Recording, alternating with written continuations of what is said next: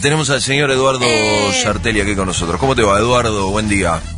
Buen día, Hernán. Buen día, Natalia. ¿Cómo andan? Hola, ¿todo bien? Ahí estamos todos muy atentos. Bien, no, pero acostumbrado, como dice.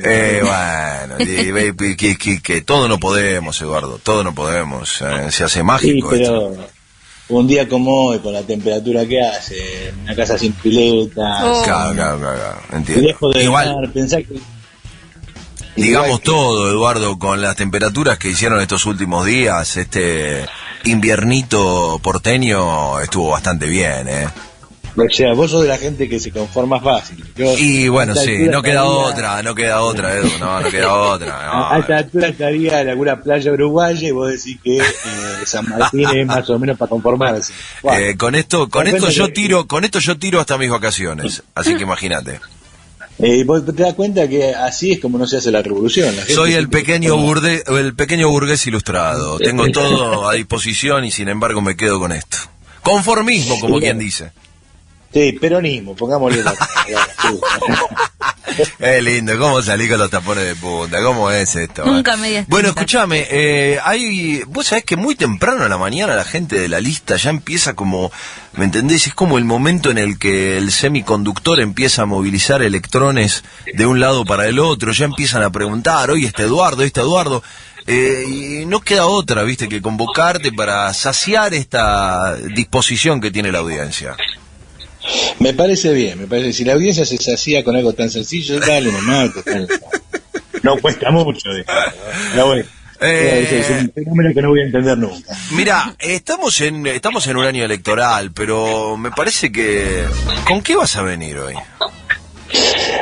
Aprovechando que, insisto, en este país pasa mucho y no pasa nada, y que estamos en unas vacaciones un tanto, digamos, extrañas. Recordemos que se suponía que íbamos a tener un verano caliente, sí. Y como vos decís, hasta el clima parece haber renegado de semejante cosa. Sí.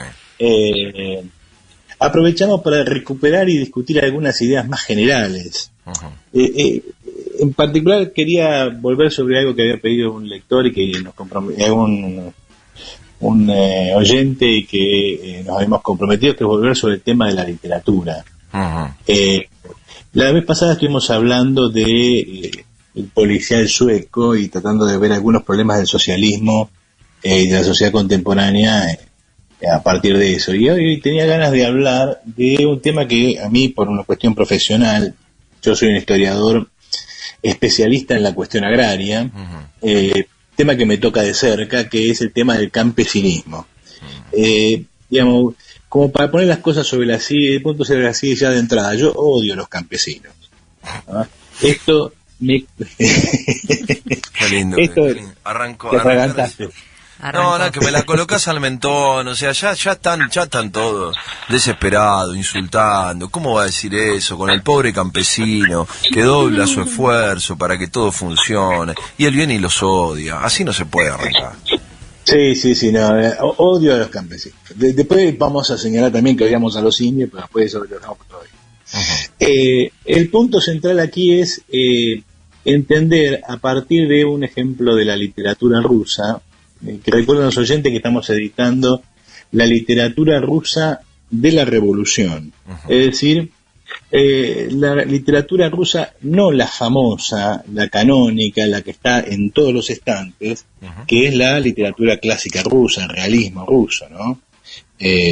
Esa literatura que todo el mundo conoce, que tiene en su casa Tolstoy, Chekhov, toda esa literatura que nos ilustra sobre qué es la sociedad rusa, cómo funciona, sobre todo en el siglo XIX, ¿no? El estante de arriba de la biblioteca. Exactamente, eso es lo que ningún, digamos, lector en serio tiene que dejar vacío. Después hay una segunda capa de literatura rusa así muy conocida, que es la literatura rusa que aparece a principios del siglo, la del simbolismo ruso, que incluso después desemboca una parte de ella en el futurismo. Esa literatura del simbolismo que ha dado sobre todo poetas muy conocidos, y también esa literatura que se gesta contra la revolución, ya sea de poetas como Akhmatova o de novelistas muy famosos como en particular Solzhenitsyn, que es ya de la época de la Guerra Fría. ¿Quién no ha leído Un día en la vida de Iván Denisovich? Pero pensemos también en, por ejemplo, Pasternak, ¿no? Y esa novela tan famosa que fue llevada al cine varias veces y que, digamos, cuya música está en la cabeza de todo aquel que le interesa la música y el cine, que es Doctor Zhivago, que es una lectura de la Revolución Rusa en clave derechista. Y hay un montón de otros escritores rusos muy conocidos, incluso de ciencia ficción. Sí. Pero hay una literatura rusa completamente desconocida, fuera del canon, que es la literatura que se escribió en la revolución por revolucionarios. Es decir, gente que vivió el proceso revolucionario y escribió literatura contra el supuesto mandato trotskista de que no podía haber literatura revolucionaria y que los obreros no podían escribir literatura o hacer arte. En esa época, en ese periodo, sobre todo en la década del 20, se escribió una producción literaria muy abundante sobre los problemas de la revolución planteados por revolucionarios. Nosotros ya hemos publicado varios. Uno de ellos es Vladimir Zazubrin, La Astilla, una apología de la tortura y del asesinato. Sí. Alguien me va a preguntar cómo podemos reivindicar semejante cosa. Bueno, léanla. Es una cosa muy interesante. Y una de las cosas que publicamos es el viaje de mi hermano Alexis al país de la utopía campesina. O sea, es una utopía campesinista. Un mundo armado desde el punto de vista de los campesinos. Una revolución rusa campesina. Como si el Partido Social Revolucionario, el partido campesino por excelencia en Rusia, hubiera ganado. Y es interesante precisamente porque nos acerca a una forma de pensar la realidad muy actual.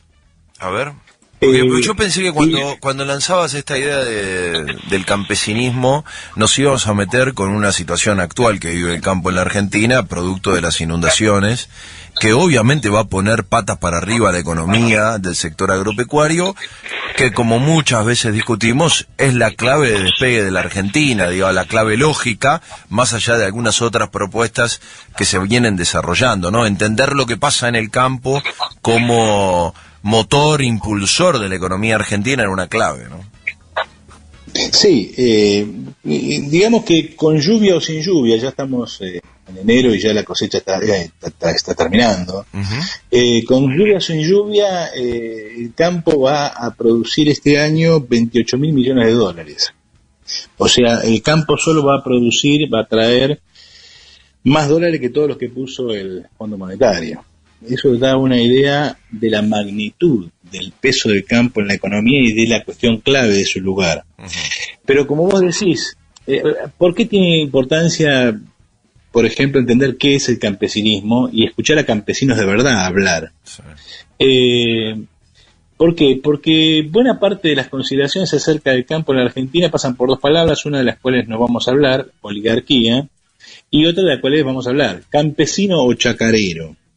En general, la mayor parte de la gente en la Argentina, como hemos dicho más de una vez, no sabe lo que es el campo en la Argentina. La Argentina es un país paradójico, la masa de la población vive en las ciudades y el grueso de la economía es del campo. Entonces, cuando mira el campo, ¿qué es lo que mira? Mira a gente que se supone que es buena, que es naturalmente buena, ontológicamente buena. El mito agrario nuclea en torno a sí una cantidad de temas muy grandes. Por ejemplo, la gente en el campo es necesariamente inocente, no tiene la malicia de las grandes ciudades. La gente en el campo es más sana, el trabajo agrario es un trabajo sano. La gente en el campo trabaja, no vive de otros. Y obviamente la gente en el campo produce cosas esenciales, no banalidades como las cosas que se producen en las ciudades, que son para el lujo, el placer y la tontería, digamos. Bueno, hay un montón de ideas asociadas al campo. Yo recomiendo a los oyentes un libro muy lindo de Raymond Williams, se llama Campo y Ciudad, donde examina toda la literatura inglesa a partir de esta dicotomía, qué es el campo, qué es la ciudad. Efectivamente, cuando uno lo escucha hablar a De Angeli, ¿qué pensaba la gente? Pobre campesino, pobre hombre que este está con hombre la pala. bueno, este hombre bueno. Exactamente, este hombre bueno, ¿no? La Federación Agraria, un conjunto de pobres tipos que están ahí desesperados por... Y ahí entran otros temas como el ecologismo y el tema de la sojización, que es todo un macanazo, o el tema de los transgénicos, que son otro macanazo del cual habría que hablar en algún momento, y el tema de los transgénicos y el cáncer y cosas por el estilo. El campo parece como el lugar de lo natural, y lo natural supone lo no mecánico. Bueno, cuando uno lee la pequeña novela de Alexander Chayanov, el personaje del que quería hablar hoy, se da cuenta primero de algo mucho más cercano a lo que es un campesino, aunque estos campesinos también eran bastante parecidos a lo que vemos acá en el campo argentino, pero sobre todo puede captar el núcleo del problema campesino. ¿Qué es un campesino? Y esto es bueno para los mapuches, por ejemplo. Un campesino no es alguien que simplemente vive en el campo, es alguien que es un propietario. Dicho de otra manera, es un burgués o un pequeño burgués. Es decir, un campesino es alguien que reivindica la propiedad privada. Por eso cuando dicen la tierra para el que la trabaja, eso ya es bastante ambiguo, pero sobre todo la tierra para el campesino. ¿Por qué? ¿Por qué hay que darle la tierra a los mapuches? ¿Por qué? Lo que yo no tengo se lo toca a otro. La inmensa mayoría de los obreros argentinos viven en la ciudad de Buenos Aires o en el Rosario, no tienen ni un terreno donde edificar su casa. ¿Por qué habría que luchar para que esta gente tenga su tierra? ¿Y quién dijo que es su tierra? Obviamente, si digo esto para los mapuches, te imaginas lo que puedo llegar a decir para Monsanto. Evidentemente, si arrancamos así por lo bajo, te imaginas que a Monsanto el respeto que uno le puede tener es cercano a cero.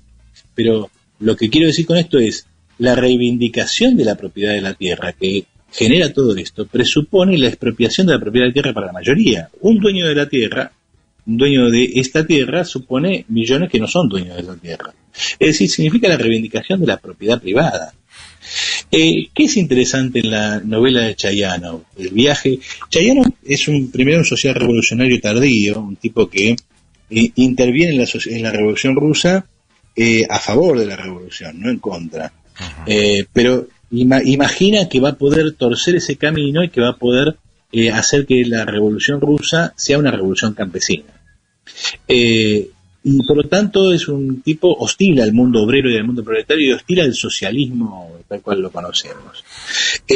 Reivindica entonces una sociedad comunitaria, cooperativista, donde la propiedad privada sigue existiendo, una cosa bastante confusa, pero que siempre tiene detrás el principal problema de todo campesinismo. Por un lado, el problema de que, y Chayanov en ese punto es interesante porque escapa esa norma.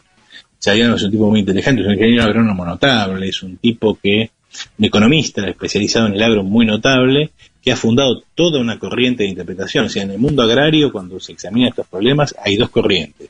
La corriente leninista, gauskiana, marxista, y la corriente chayanoviana. Es decir, para la primera corriente, el campo no se diferencia de la ciudad, tenés las mismas clases sociales en el campo que en la ciudad, y el campo evoluciona en sentido económico igual que la ciudad, nada más que con ciertas peculiaridades.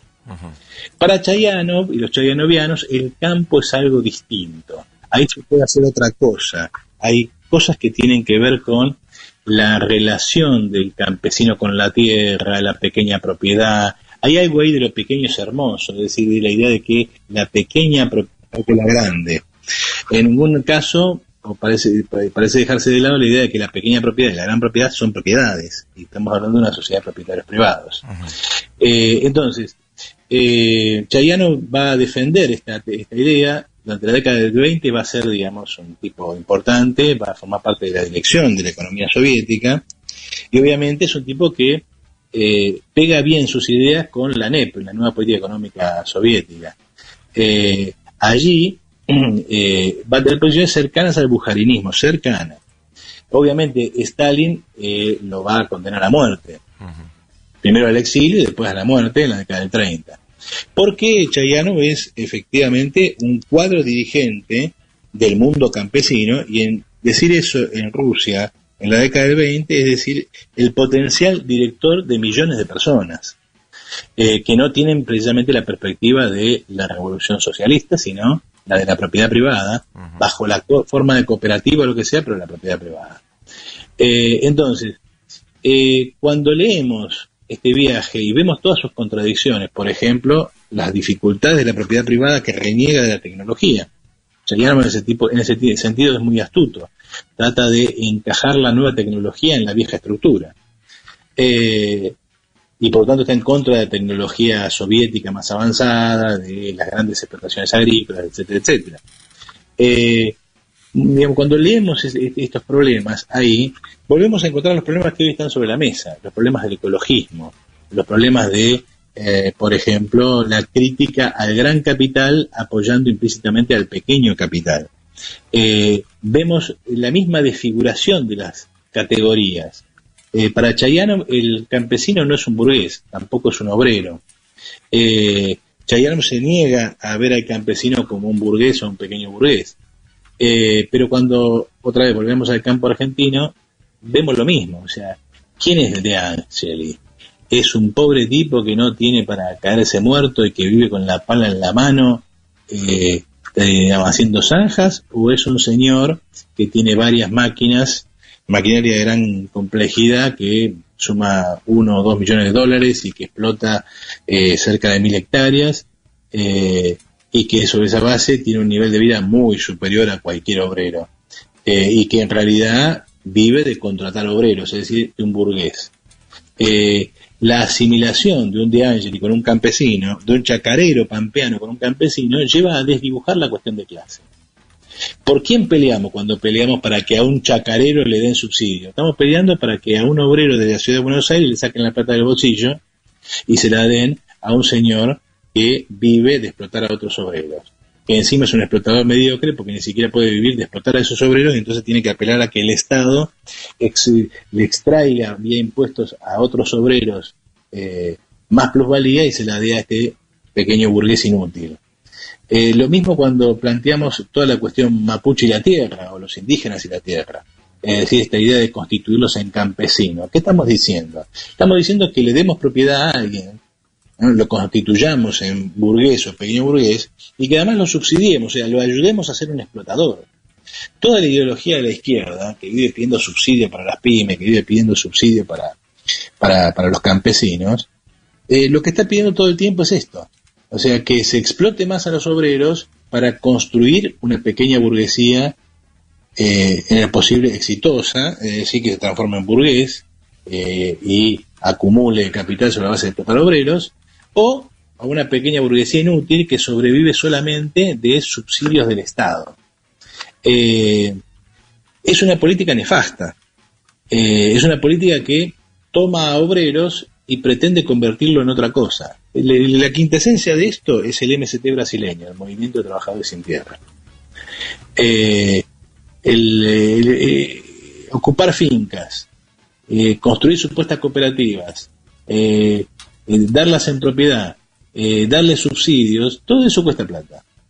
¿Y qué se hace con eso? Se transforma obreros desocupados en pequeña burguesía. Encima, la mayor parte de las veces, pequeña burguesía fracasada, porque si fuera tan sencillo como eso, no existirían los obreros. La masa de las tierras que se reparten no tiene ningún valor, si tienen algún valor es muy marginal, los subsidios que se dan no tienen muchas sustancias, con lo cual la mayor parte de las veces todo esto es simplemente hay que tener la tierra, arreglate y jodete, porque ahora sos propietario. Toda la discusión sobre la agricultura familiar, por ejemplo, que es muy importante en Misiones, Chaco, Formosa, está atado a esto. Formas de esconder desocupación obrera. Dicho de otra manera, la ideología campesinista es una forma de esconder la lucha de clases, y una forma de desdibujar a la clase obrera, y una forma de construir al enemigo en vez de destruirlo.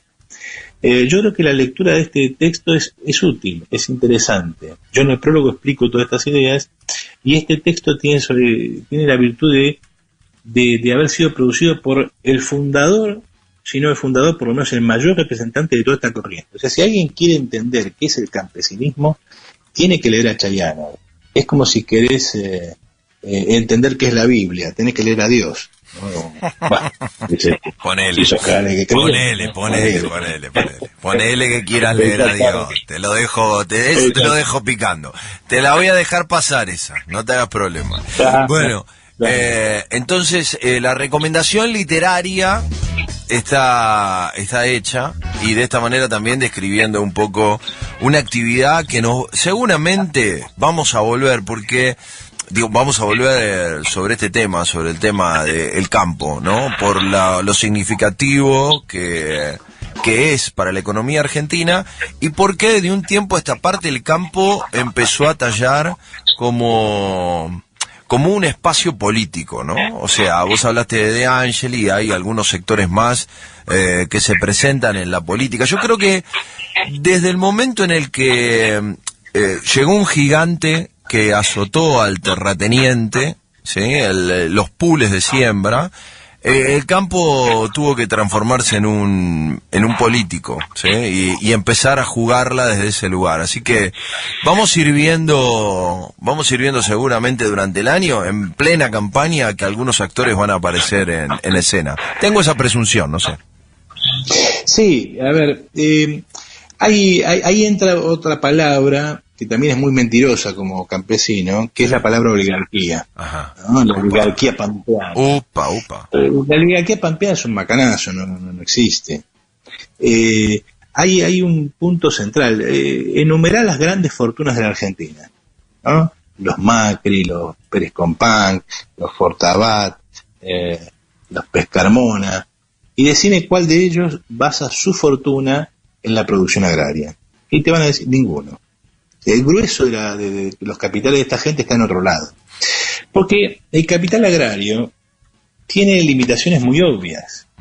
Y es un capital muy peligroso. Y además no consiste en comprar tierras. Mucha gente cree que el capital agrario es gente que compra tierras y las tiene ahí. No, el capital agrario es como cualquier capital, es una inversión. Y es una inversión con cierto riesgo, no es una inversión que uno pueda dar por segura. Pensar lo siguiente, Macri debe estar pensando en este momento que está meado por una manada de elefantes, porque pensaba arrancar el 2019 con los dólares de campo y no para de llover.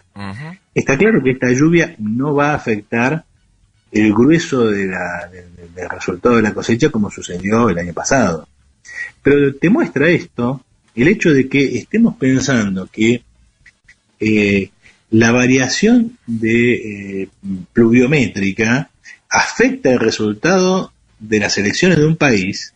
Te está dando una idea del peso que eso tiene.